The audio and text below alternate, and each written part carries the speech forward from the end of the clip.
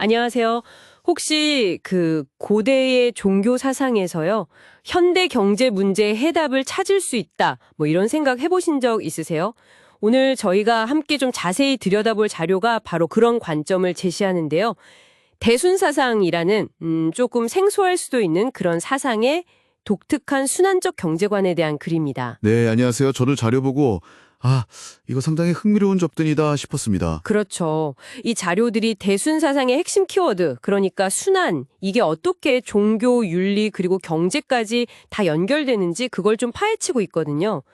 전경이라는 경전에 보면 나의 일은 남이 죽을 때 잘 살자는 일이요, 남이 잘 살 때의 영화와 복록을 누리자는 일, 뭐 이런 구절이 나오는데 이게 그 상생, 순환 정신을 딱 보여주는 것 같아요. 네, 맞습니다.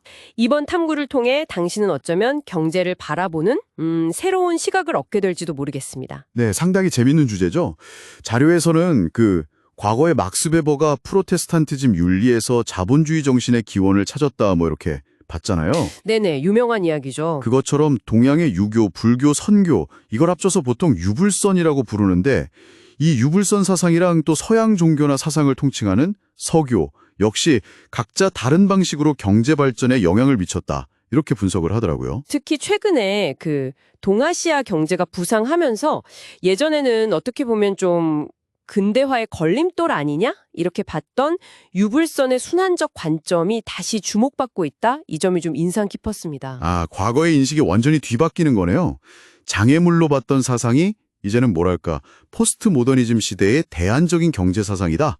이렇게 재조명된다는 거잖아요. 그렇죠. 자료에서 돈은 순환지리로 생겨 쓰는 물건이라는 표현을 쓰던데 이게 대순사상의 순환 원리를 설명하는 것 같아요. 구체적으로 이게 어떻게 순환한다는 걸까요? 네. 대순사상은 하늘의 뜰, 천명으로 생겨난 만물을요, 계절 순환에 비유를 합니다. 재밌죠? 그러니까 겨울은 재물을 모으는 시기, 이건 도교적 관점, 재부관으로 보고요. 봄은 노동을 중시하는 유교적 관점, 노동관, 여름은 재화를 잘 활용하는 서교적 관점, 재화관, 그리고 가을은 분배를 생각하는 불교적 관점, 분배관, 뭐 이런 식으로요. 아하, 계절에 맞춰서 동서양 사상을 다 배치했네요. 네, 그래서 이 유불선과 서교 사상이 서로 잘 순환해야지만 세계 경제가 구제될 수 있다, 이렇게 보는 겁니다. 근데 여기서 더 나아가서요. 서양의 주요 경제 윤리 있잖아요. 뭐 예를 들면 개인 자유 중시하는 자유지상주의는 도교적 자연주의랑 통하고 또 최대 다수의 행복을 추구하는 공리주의나 사회계약론 같은 건 유교의 공동체 질서랑 연결되고 공동체 자체를 중시하는 공동체주의는 서교의 어떤 박애 정신과 맞닿아 있다. 이렇게 보면서요.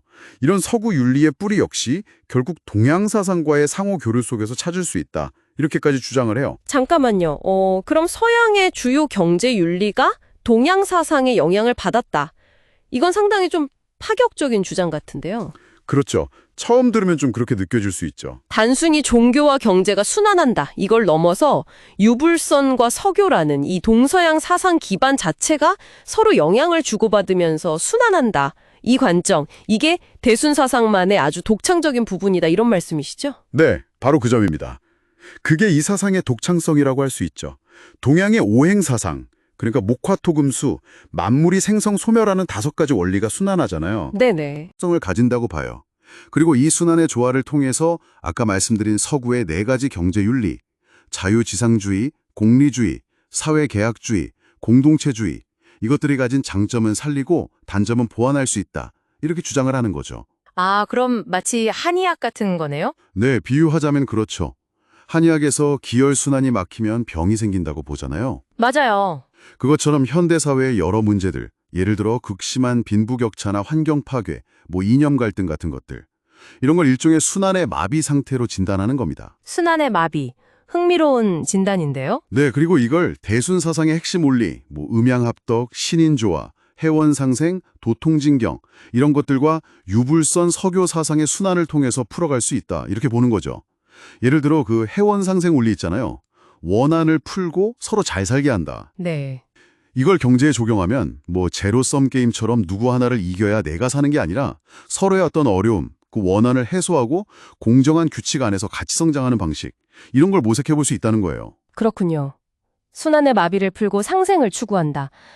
결국 오늘 저희가 살펴본 자료는 대순사상이라는 좀 독특한 렌즈를 통해서 종교, 윤리, 경제를 순환이라는 하나의 큰 틀로 묶어내는 거네요. 맞습니다. 그리고 현대 경제가 겪는 여러 문제들에 대해서 어떤 대안적인 해법의 실마리를 제시하고 있다. 이렇게 정리할 수 있겠네요. 네, 그래서 이 자료는 당신에게도 중요한 질문을 던지고 있는 셈입니다. 이렇게 서로 다른 사상 체계들, 그러니까 유불선과 서교 같은 동서양의 지혜를 순환시키고 조화시키려는 접근법이 과연 오늘날 우리가 마주한 복잡한 문제들을 푸는데 정말 어떤 도움을 줄 수 있을까 하는 질문이죠. 생각해 볼 지점이네요. 그리고 마지막으로 이런 질문을 던져보고 싶습니다.